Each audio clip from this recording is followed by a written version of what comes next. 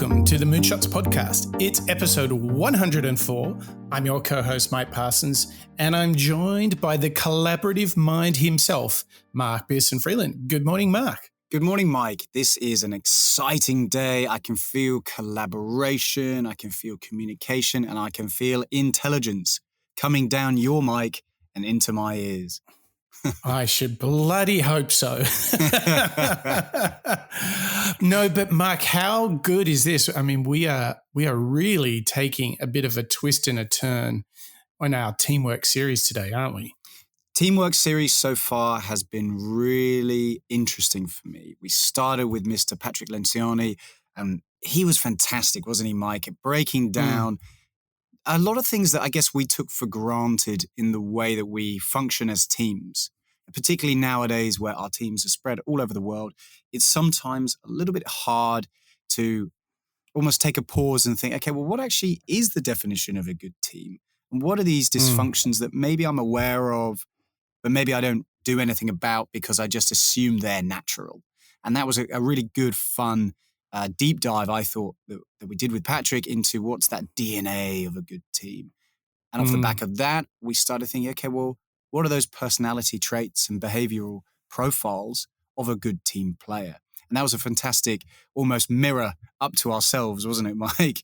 Of thinking, okay, well, are we good team players? How do we celebrate those around us? Do you know some of the teamwork stuff has actually been a bit kind of uncomfortable, hasn't it? Yeah, it has, because, again, a lot of us have been in our careers for many, many years. And I think those behaviors and communication lines that I guess we all have, we haven't really changed. And actually, fundamentally, the way that we've all done business, especially recently, has changed. But our methods of maybe communicating or being team players with those around us, as well as overseas and so on, is probably not performing 10 out of 10. And I think there's a lot that we can learn about that. And I think that's what's been really, really interesting so far with at least Patrick. The interesting thing that Abby Wambach, the amazing soccer player and superstar in general, both her and Patrick really challenged us on themes of humility as being really essential to contributing to a team and getting the most out of a team. And I'm going to say, I think we're going to take that idea of collaboration and teamwork to a whole another level in this show. Yeah, this show, building off the back of Abby Wambach, and she was telling us about vulnerability and leading from the bench, which again is something that I just absolutely love. Today, Mike, we're getting into a pretty fantastic level of thinking from a couple of different authors that, we got excited to dig into, haven't we? Yeah, we do. We're almost going to do some thinking about thinking. We're going to do some thinking about thinking with our favorite new authors, Dawna, Markova and Angie McArthur, and their book, Collaborative Intelligence, or with a subheader, Thinking with People Who Think Differently. Ooh,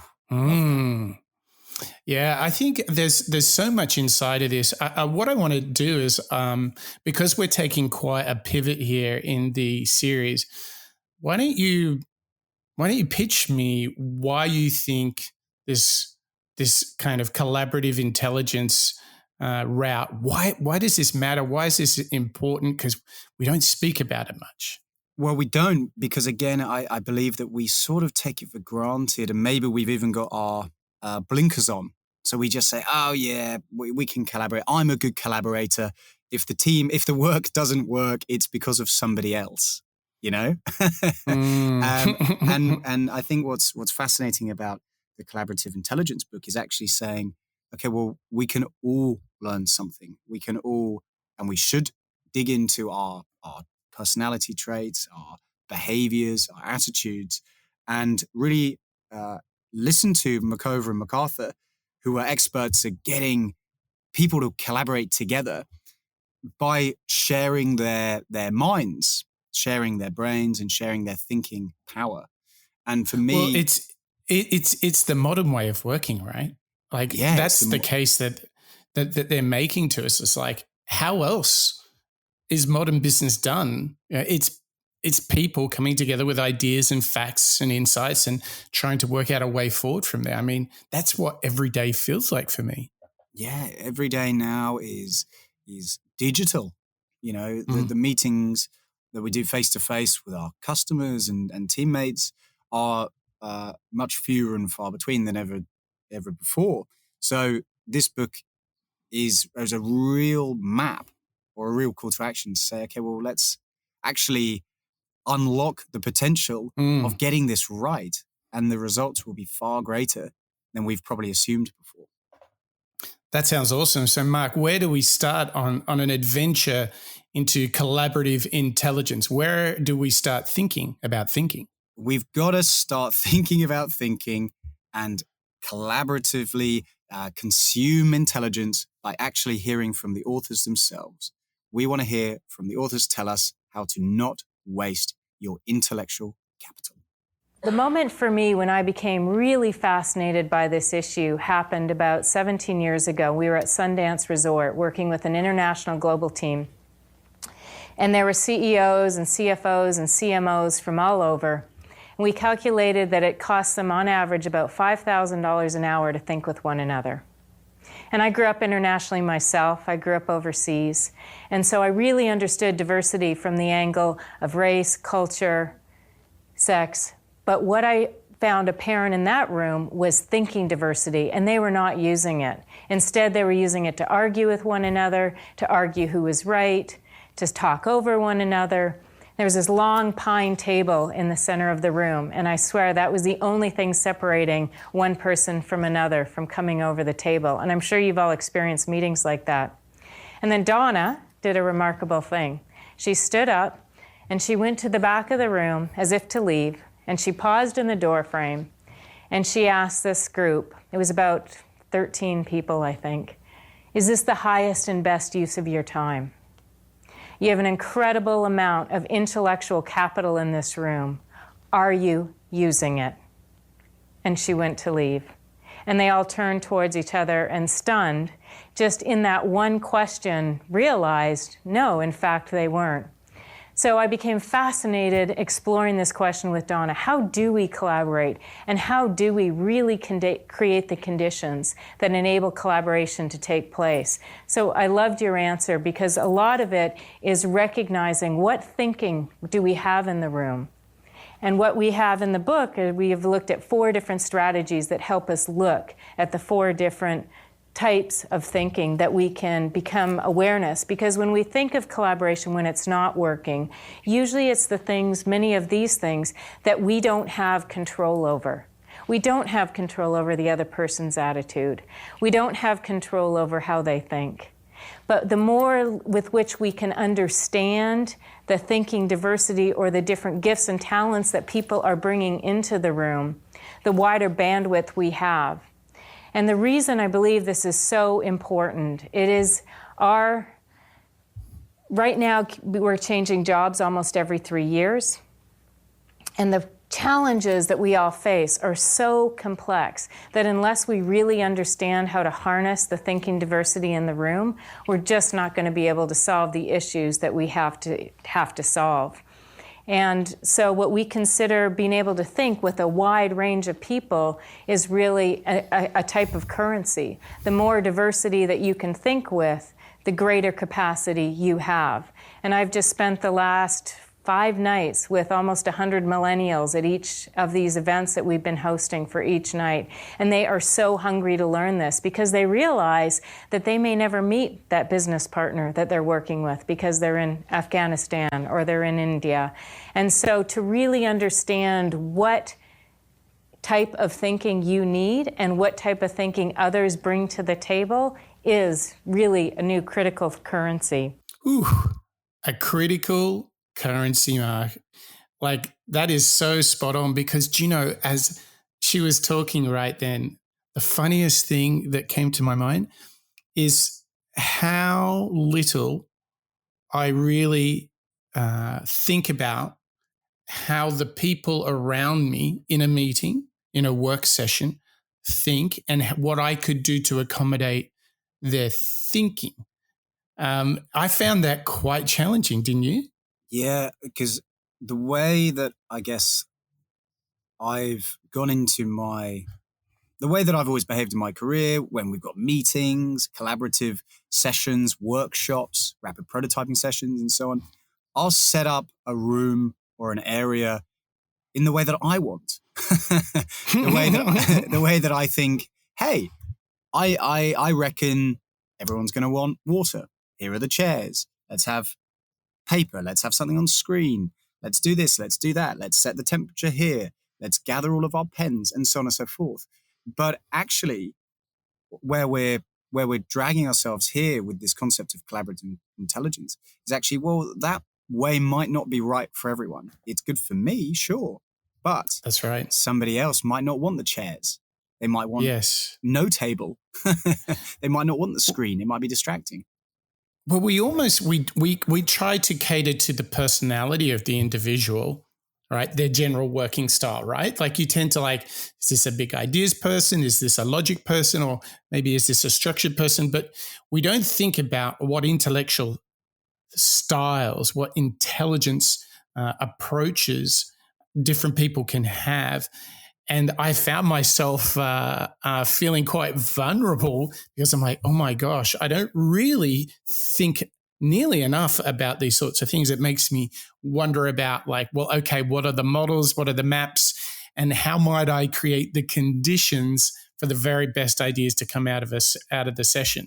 Having said that, I think we might have some answers to those questions. What do you think, Mark? We do. I think today we're going to dig into that level of thinking. You know, it kind of feels like we're building on top of Patrick Lencioni's ideal team player. He had those 3 personality traits. And today with Dawna and Angie, let's really almost add another layer to that, Mike. So the first, or the next clip, I should say, is actually hearing from Dawna describe where she and Angie have started to explore particular mind patterns and behaviors within their book, Collaborative Intelligence. So this next clip that we're going to hear is Dawna describing the 3 states of attention. One of the strategies that we talk about in collaborative intelligence is mind patterns, and this is understanding the different ways in which your own mind thinks, learns, and communicates. There are 3 different states of attention: open, sorting, and focused. And our minds are quickly shifting into these 3 different states. What most people don't know is that there are 3 languages of thought: auditory, kinesthetic, and visual. And each of us are triggered into those different states of attention through these 3 languages of thought. So how this translates into work is that person that is up pacing in the back of the meeting room is in fact moving to help their minds think more attentively. That person who's highly distracted in a cubicle setting, it's because auditory information for them is triggering them into an open state of attention. We constantly, without knowing this, misread one another and therefore misinterpret behaviors and actions. By understanding your own mind pattern, you can intentionally shift from a focus to a sorting to an open state of attention. And by understanding the mind patterns of those around you, you can learn to read behaviors and help them take care of how to think well with you and with one another. Shoosh. There was a lot in that, Mark. The first thing that got me is, okay, so we've got to map some of this this kind of stuff.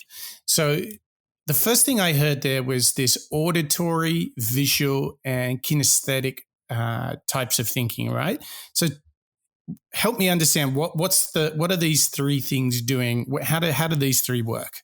Well, I think if I'm breaking it down into how I would, potentially interact with those 3 different concepts. Auditory is audio.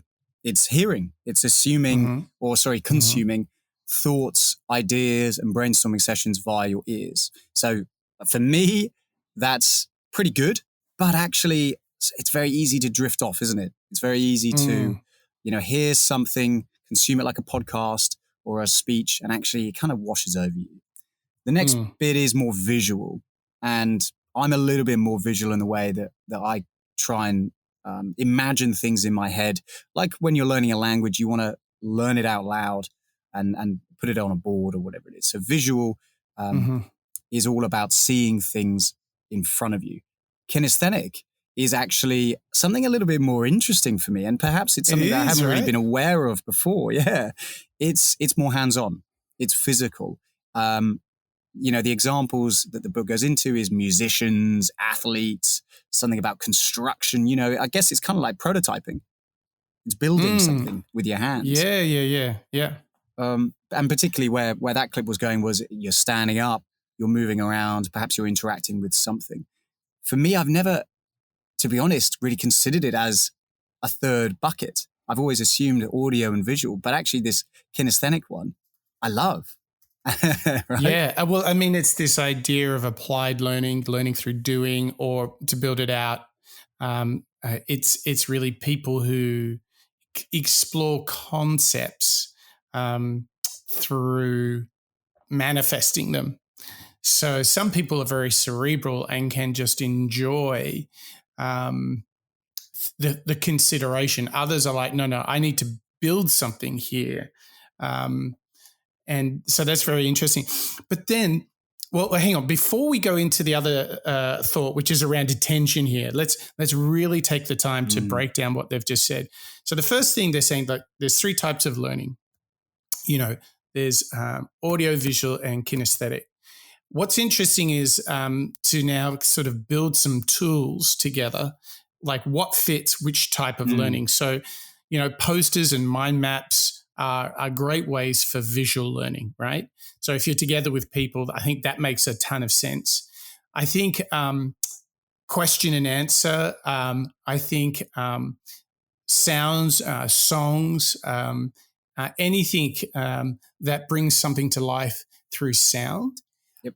What's interesting is you nailed it. I think reenacting, role play, prototyping, getting outside is a kinesthetic way of learning. What do you think? Yeah, I think the way that I like to collaborate with you, Mike, and any of our customers is using whiteboards. Yep. It's maybe getting up, it's putting something up and maybe rubbing it out or drawing different arrows, somehow trying to visualize the journey of the map.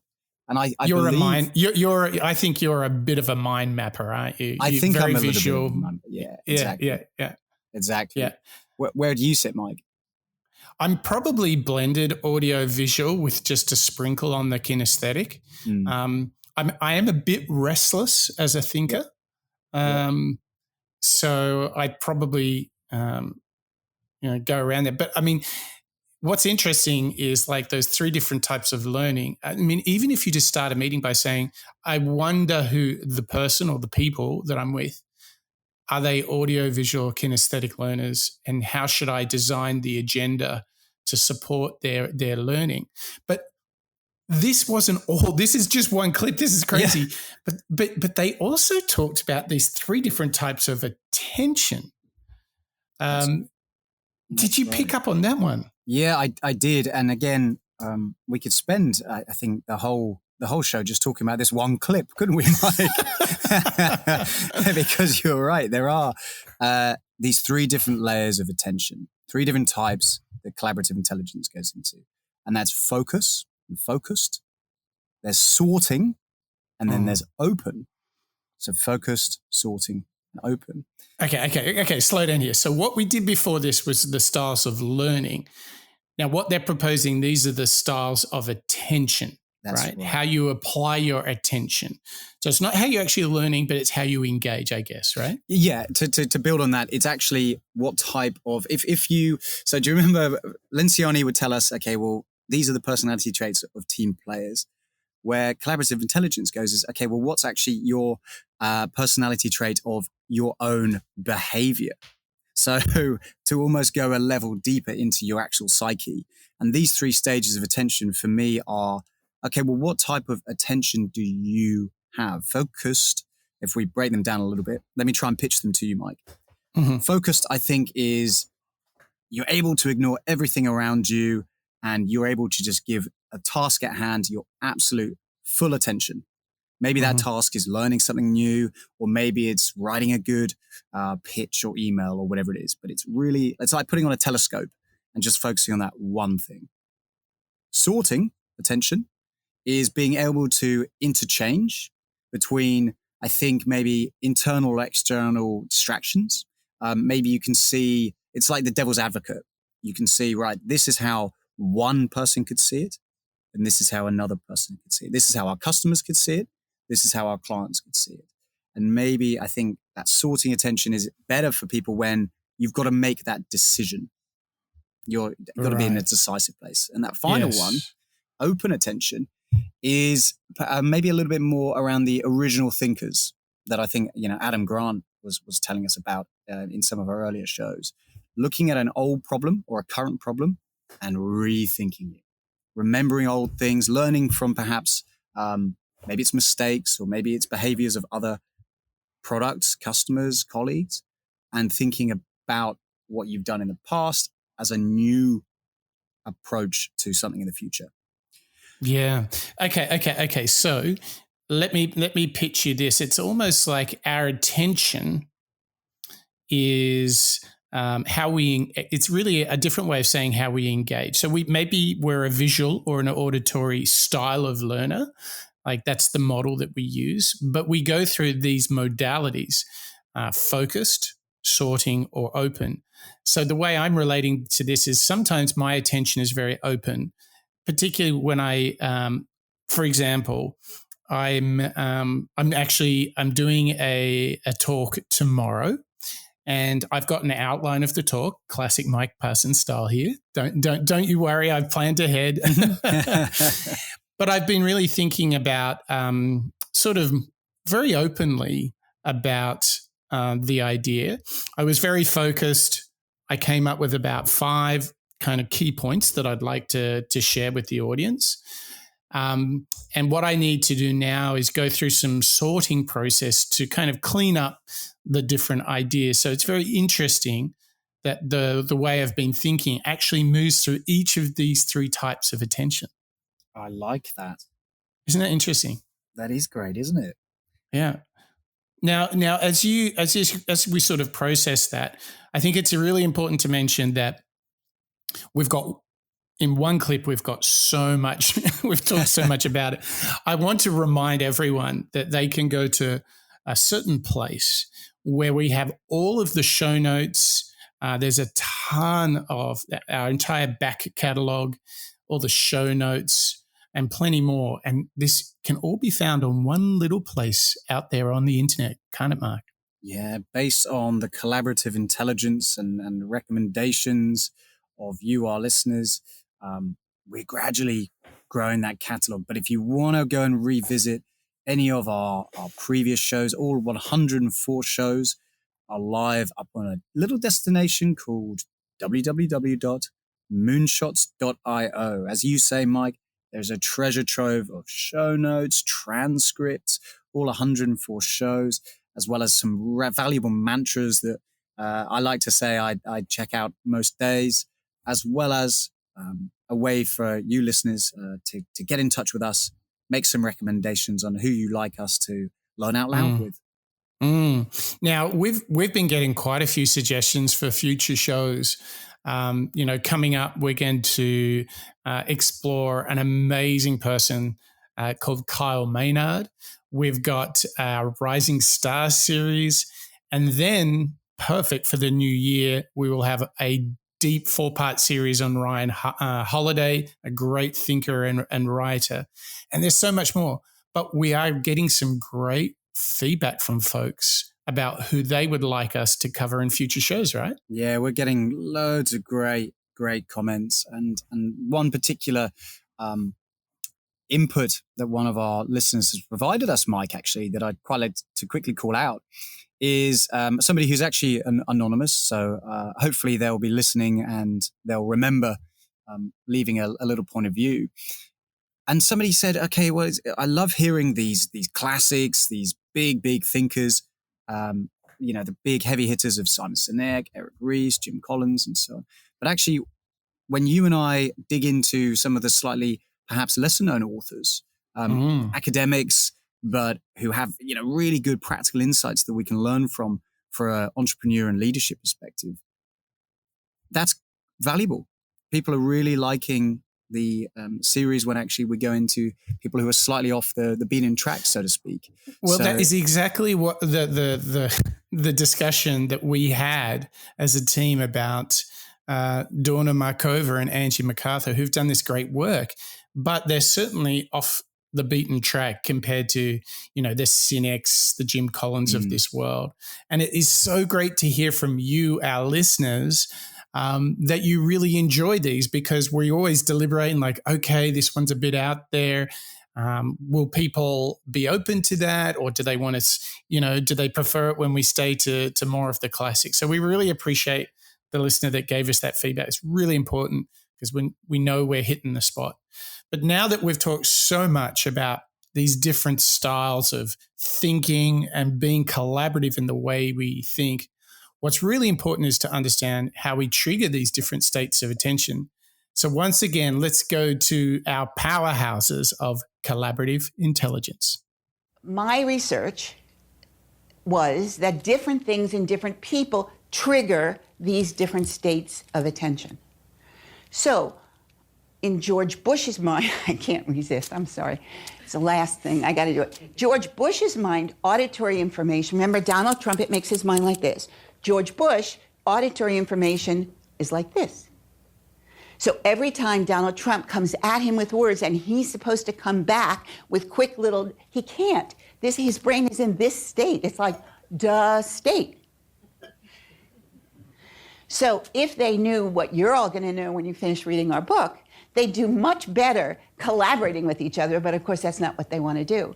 And when somebody pretends like George Bush has nothing to do with politics, but George Bush is trying to talk like Donald Trump.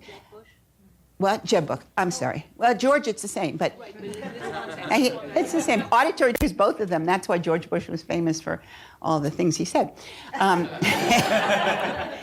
But so Jeb is being trained to be auditorily assertive. It's not natural to him, so it doesn't come across as being natural to him.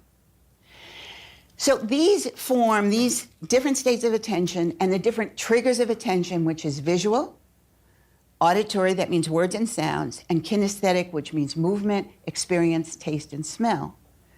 In different ones of us trigger different states of attention. It's really not so complex. We create musical instruments. They all play music, but you play each one differently. You don't blow on a violin and expecting to get music out.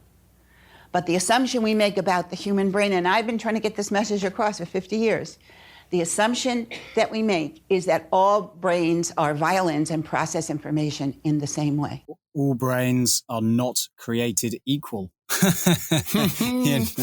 I think what's nice, and obviously we did a deep dive into each of those just before that clip, but what I like about revisiting it just a little bit there is that it reminds us that people are different. And it reminds us, as you were saying, Mike, you're a bit of a blend. For me, maybe I'm on one scale or the other.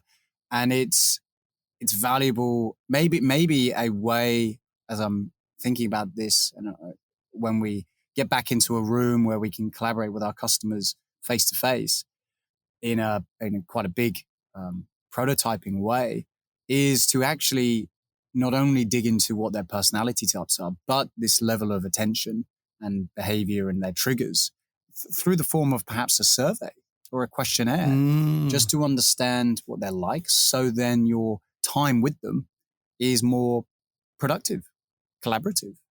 And yeah, I mean, it comes back to that thought that we had earlier, which is like, oh my gosh, take a moment and think about the thinking styles in the room with you at that time. Like it really reminds me of like, do your homework on how do the people in this room think? Exactly. Because what Dawna was really saying there is, if you don't have the appropriate mix of audio, visual, and kinesthetic, then you actually won't grab their attention. You've got to be aware and care. Be aware of those different individuals and their ways, but also care about it because, it'll make them feel better in the meeting and they'll collaborate better. Yeah. You will get a better result as well.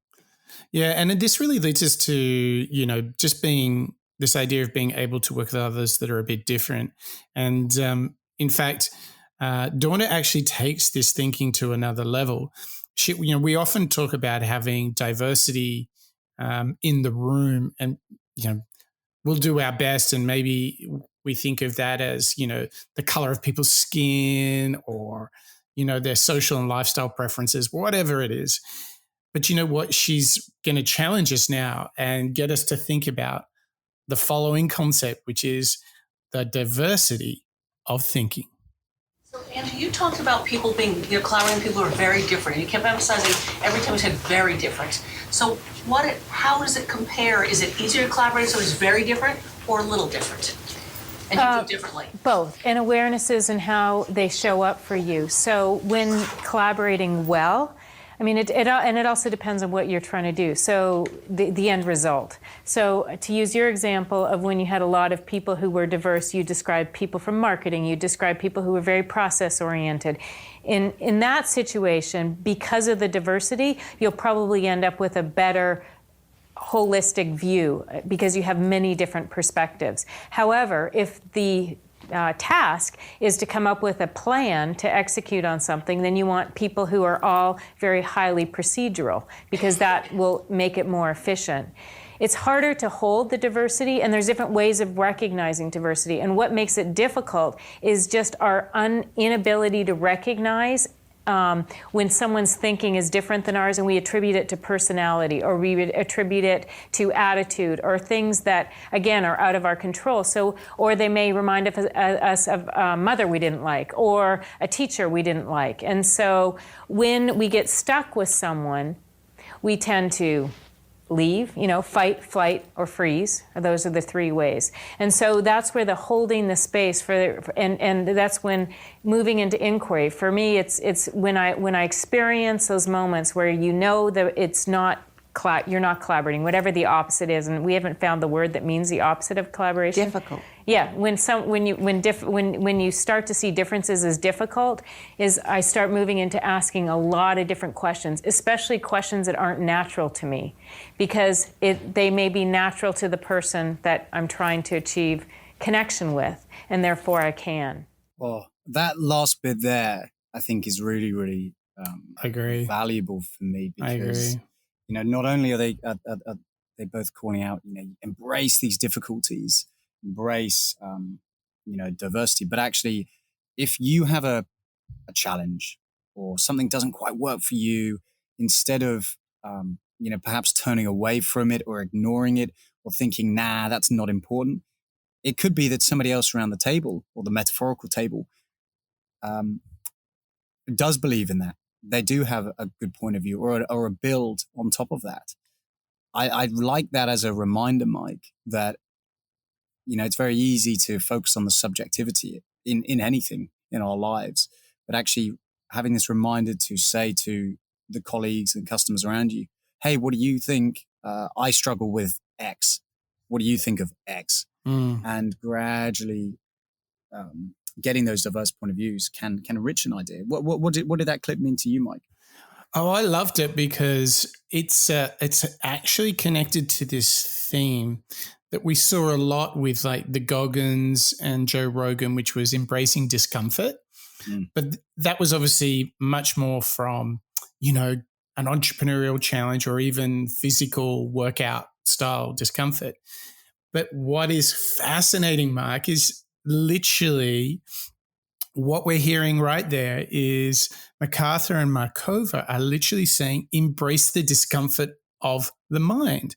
So when you're in a meeting and you're working on something with your colleagues and you hear something that doesn't work for you, don't reject the message, don't reject the person, but know that this is a great opportunity to actually build, because if you can hold on to those tough conversations and if you can work through them, this is how you take this collective or collaborative intelligence to a higher level.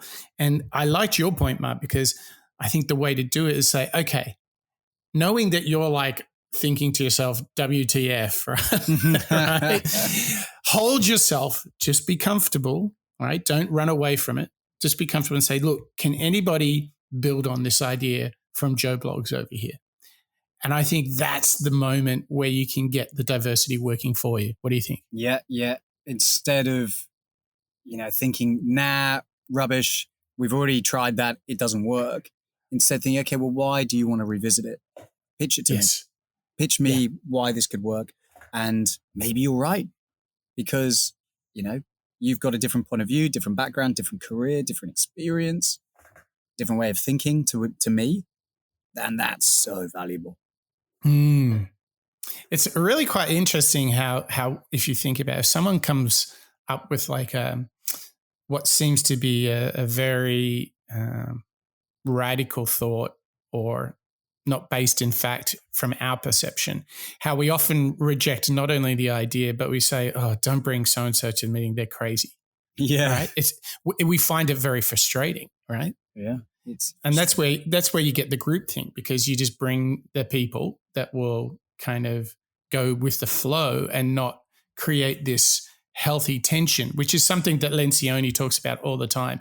You've got to find a way to have tough conversations, to argue, but to respect each other. And I think this is kind of where they're going with this diversity of thinking. You've got to find a way to get comfortable in the uncomfortable. Yeah. I like the connection that you've made going back to some of our team, our sports series. I think the connection to the physical element of all of that, the the discomfort that you have on a physical side, you're right. Embrace it in the cerebral space as well. Yeah, and just to go really kind of meta moonshots for a moment here, what I think this is telling us is that mind, body, or soul getting comfortable with discomfort seems to be such an important thing, because everybody's basically saying we are trained to survive, which in some cases is not the best, because when someone is arguing with us, when someone is being egotistical with us, or whether we're enduring physical hardship, we stop, we run away, and we don't reject it. We don't get through it. So much of the time, hardship is an excuse to stop. And what's really interesting is what I am seeing both here in this book, Collaborative Intelligence.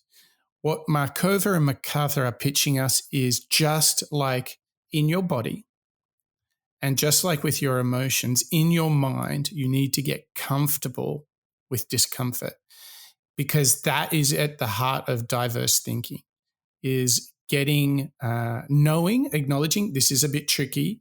I'm not going to indulge my fight or flight instincts. I'm just going to hold that and I'm just going to work through it. But for me, Mark, what I want to pitch to you is that seems to be the pattern, whether it's athlete, entrepreneur, academic, holding on to this discomfort and working through it and not just running for the hills because it's too hard. This is the cold shower in the morning. Yeah, it's the Wim Hof. It's the Wim Hof. Yeah, it's the diversity. It's waking up those capillaries and your body senses, but on a cerebral, behavioral perspective. I think you're right. This is a real moonshot trait that we're seeing in so many of these innovators and individuals that we've covered over the past 104 shows. Indeed. And listen, Mark, we have still got so many goodies around this collaborative intelligence. If there was, before we get to those, because there's a lot, let's just pivot for a moment. And if there was one thing you could ask our listeners to do to help us share this show with more people around the world, Mark, what would you ask them to do? I would love our listeners to go into their, let's say it's Apple Podcasts. Feel free to leave us a rating or a review. Pop along to moonshots.io and get in touch with us. Give us some feedback. Maybe share the show with your friends and family. Just because what we're starting to see is we're popping up in loads of interesting charts from around the world. And that's really down to you, our listeners, sharing it, listening to it and learning out loud along with me and Mike. And the only way to really grow that circle of education and diverse minds is through our listeners sharing it with one another. Totally. And it's so rewarding and satisfying to see us being, really popular in our home countries, Australia and Great Britain. Thank you to all our listeners from there. But equally, we welcome some amazing communities and parts of the world with us. We've got Ghana, Cambodia, Uzbekistan. That is the coolest stuff, and it really does make my day. It's so wonderful to be learning out loud together, to sharing what we can uncover from great people. And I think Dawna Markova and Angie McArthur are teaching us a lot, Mark. So we're on the home stretch. Where should we twist and turn next? Well, those previous clips we've heard are all about knowing ourselves, thinking about my mind patterns and my states of attention, and the value of really figuring it out and knowing and understanding my styles and talents, and this idea of accepting and embracing discomfort and diversity. So now, Mike, let's think about, okay, well, how do we actually put this into action as part of a team? And the next clip we've got is Dawna telling us a little bit about why collaboration has become the most important skill for all of us to now know. And then this is our definition of how we define collaborative intelligence. After exploring this issue deeply for the last 2.5 years writing this book, Dawna and I came up with a definition of collaborative intelligence is the measure of our ability to think with others on behalf of what matters to us all. And to access that intelligence, we must learn to dignify one another's differences in how we think and use them to face complex challenges. So why this is so important now is because we've all been trained and educated for what we call a market share economy. This is where things have value, where we're all trying to be the smartest person in the room because that means we're going to get promoted. And what we're shifting to is this mind share economy. This is where value is based on ideas. In a market share economy, if I have one thing and I give it to Dawna, then she has two things and I've lost that one thing. And that creates a whole mental set around that.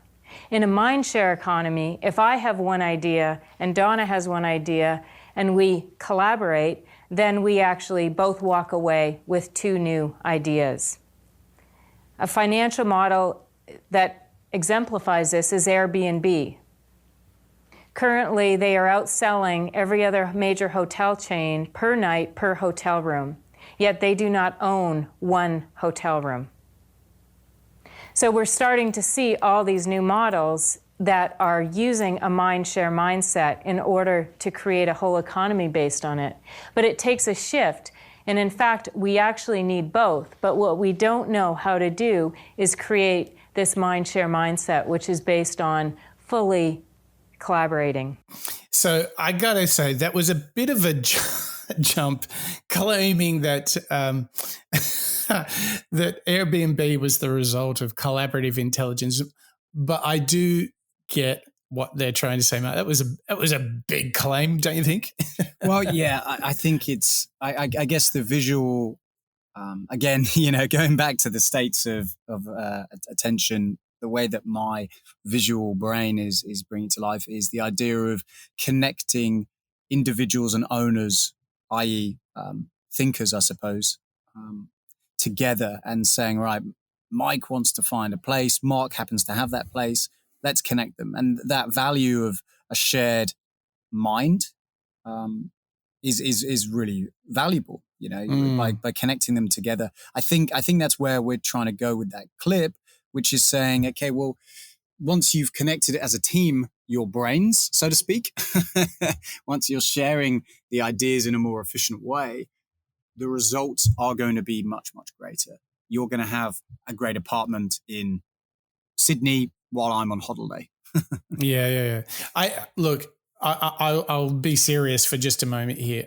The incredible thing is that when we get together as co-workers, as colleagues, and we come prepared to be open, curious, and collaborative, amazing things can happen. And I think what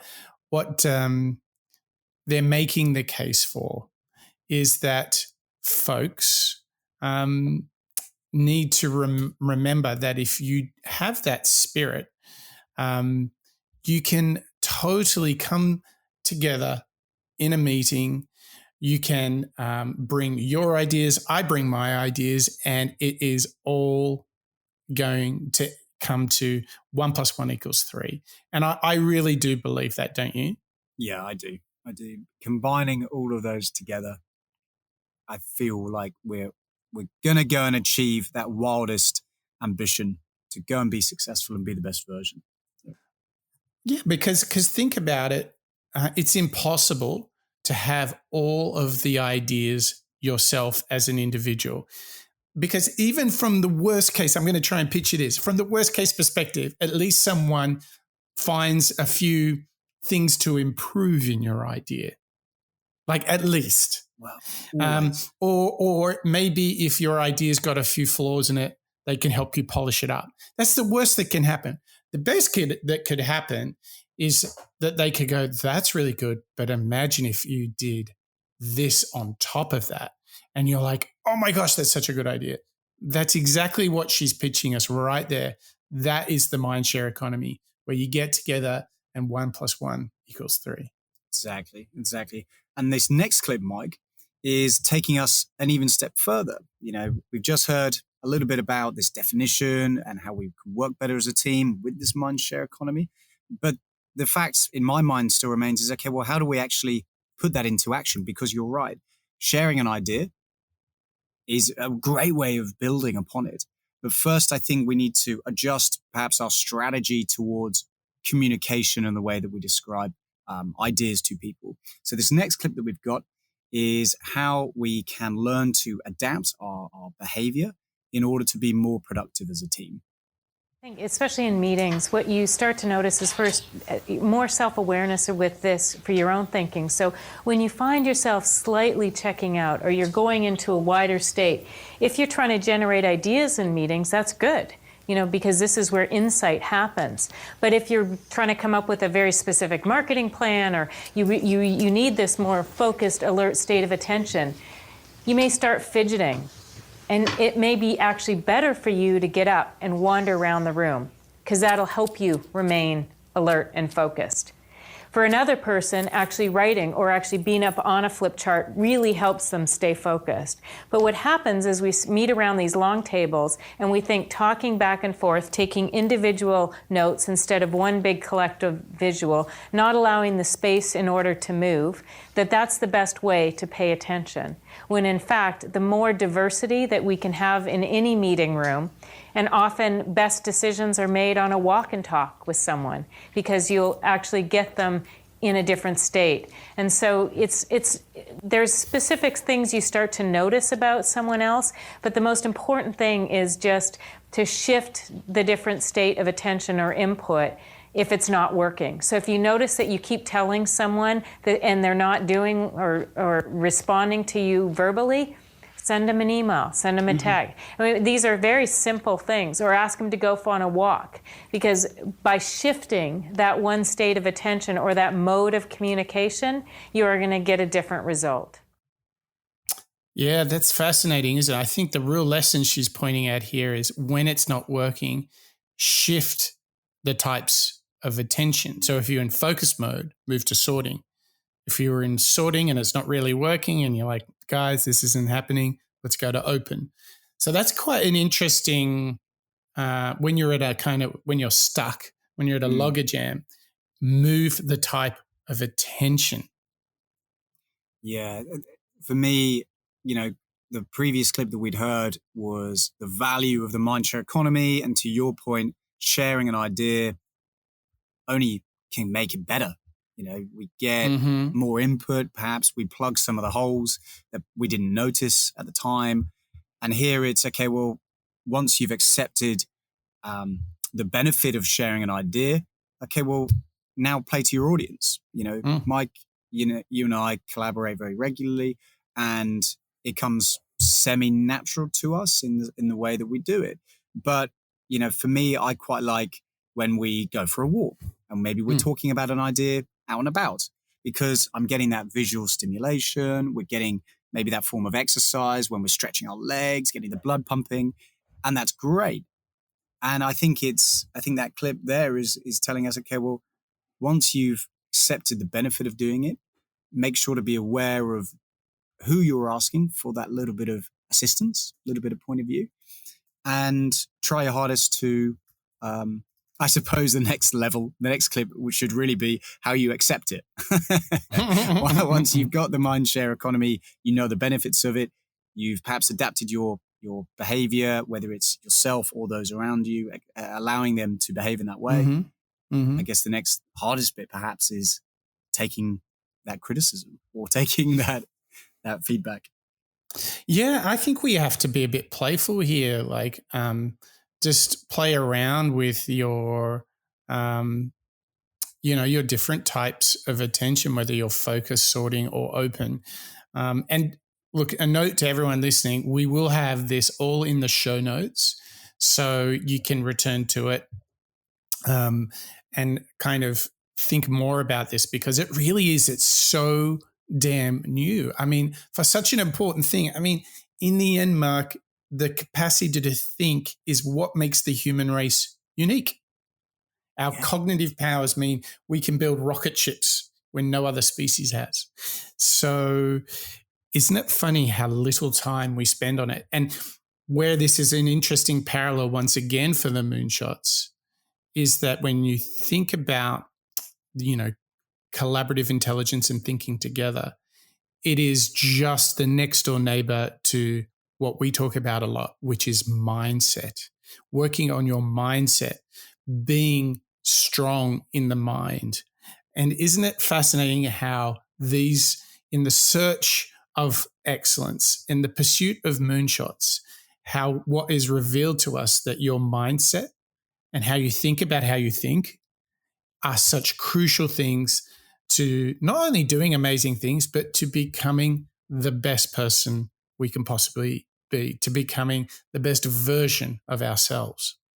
Exactly. Because maybe your behavior, your way that you collaborate, your moonshot thinking and your mindset is as unique as your fingerprint.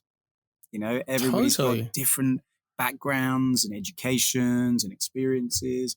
And gradually, as we're exploring more and more of our authors and entrepreneurs and individuals who've set up businesses and played great sports games, we're starting to see these traits, aren't we, Mike, of how you do work better as a team. And I think this teamwork series has really demonstrated to us a number of different ways to recognize those skills with those around us, as well as ourselves, in order to make a really good impact when we do come together and collaborate with those around us. Yeah, and it's interesting, isn't it, that there once again there seems to be some really clear models that we can use.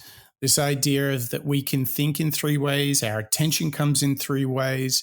I find this very helpful in not only understanding myself, but I think that the call to action that this book, Collaborative Intelligence, by Dawna, Markova, and Angie McArthur, I think what they're really saying to us is like, kind of wake up.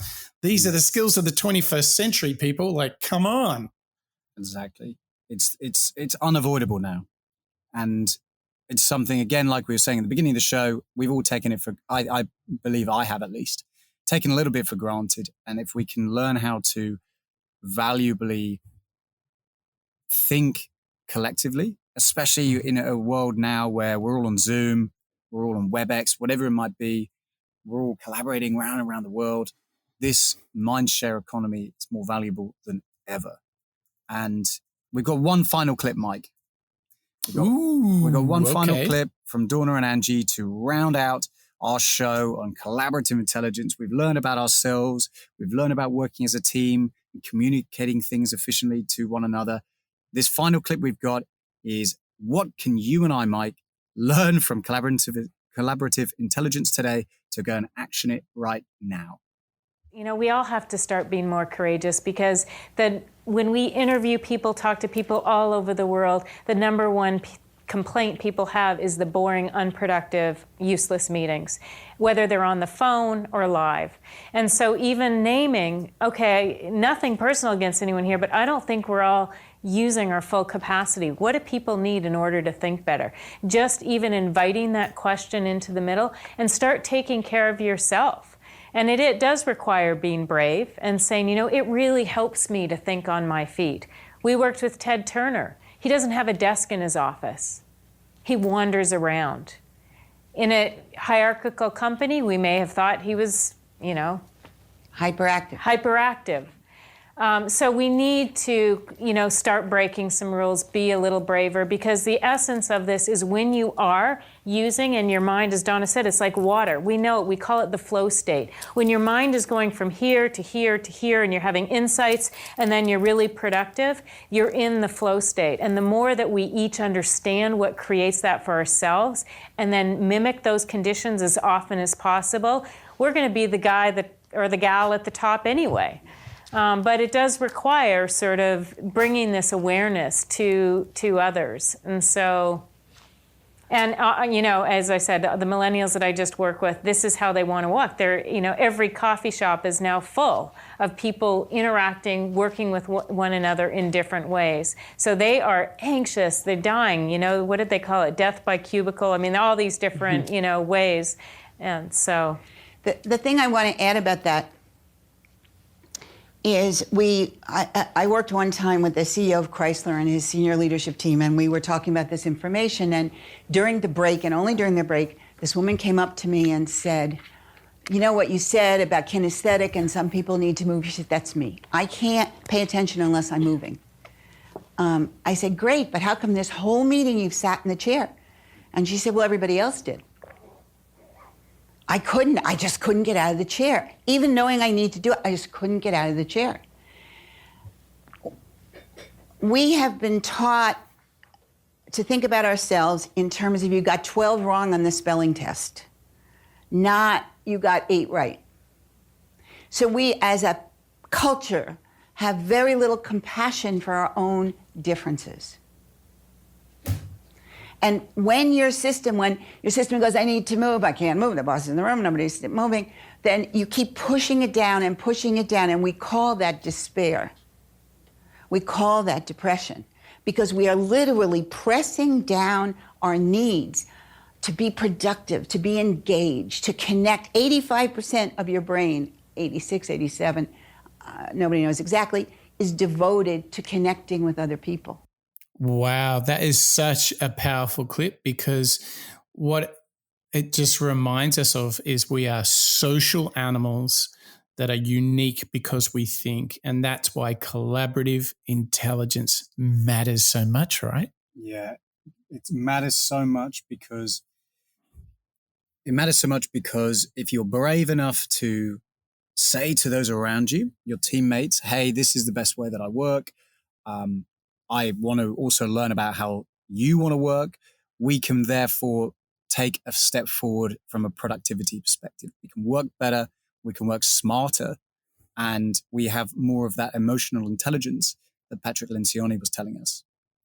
Well, wasn't it crazy as she was describing this woman who can only think when she's moving around, and she just sat in the room for 2 hours, and how that's such a constraint of her potential. Isn't that, that's a pretty striking image, isn't it? Yeah, pretty striking, because it's, it's probably true with a lot of us. Yeah. Probably true with a lot of us. And maybe we don't know it yet, or maybe we know it, but we don't want to tell people. And it's so hard to do that right now specifically. Moving around is harder to do when you've got a laptop that you're sort of anchored to. It is. So as we move into the next year, we move away, or we close out the Teamwork series, the call to action, I think, for us is how can we all be aware of the way that we work, our mind states, our flows, our states of attention, and begin from this afternoon onwards embracing that as our productivity targets.